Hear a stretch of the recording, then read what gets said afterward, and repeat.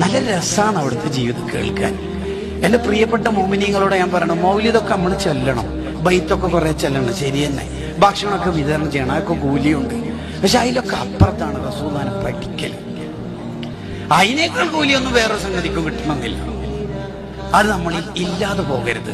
ഈ റബീഉൽ അവ്വൽ കഴിയുമ്പോഴേക്ക് എന്തൊക്കെ പഠിക്കാം. ഒരു ദിവസം ഞങ്ങളോട് നിസ്കാരം കഴിഞ്ഞപ്പോ സ്വഹാബത്ത് ചോദിക്കുന്നുണ്ട്, എന്താ നബിയെ സുജൂദ് എത്ര ലോങ്ങാണ്? നമുക്കെല്ലാം എന്തെല്ലോ തോന്നിപ്പോയല്ലോ, തങ്ങൾക്ക് എന്തോ സംഭവിച്ചു പോയോ? അല്ല വഹിയാറ്റ് ഇറങ്ങിന? ഇല്ല, അത് ഉമാമത്തുണ്ടല്ലോ, ഉമാമ ബീവി, സൈനബ് ബീവിയുടെ മോള്, അത് എന്റെ ഇവിടെ കയറിയിട്ട് കളിക്കുന്നുണ്ടായി. കളിച്ച് തീരട്ടെ എന്ന് വെച്ചിട്ട് സുജൂദ് കുറച്ച് ലോങ് ആക്കിയതാണ്. കുട്ടിക്ക് വേണ്ടി സുജൂദ് ലോങ്, കുട്ടിക്ക് വേണ്ടി നിസ്കാരം ഷോർട്ടും. മൗലിദിന്റെ സദസ്സിൽ ഒരു കുട്ടി ചെറിയ ഡ്രസ്സ് ഇട്ടിട്ട് വന്നാൽ തന്നെ നമ്മളെ കൊലപളകും. എന്താ മഹബത്തല്ലേ അല്ലേ? ശരിക്കും പറഞ്ഞ റസൂലുള്ളാഹിനോടുള്ള മഹബത്ത് എന്ന് പറഞ്ഞാൽ റസൂലുള്ളാഹിന്റെ സ്വഭാവം നമ്മളെ ജീവിതത്തിൽ ഉണ്ടാവുക എന്നുള്ളതാണ്.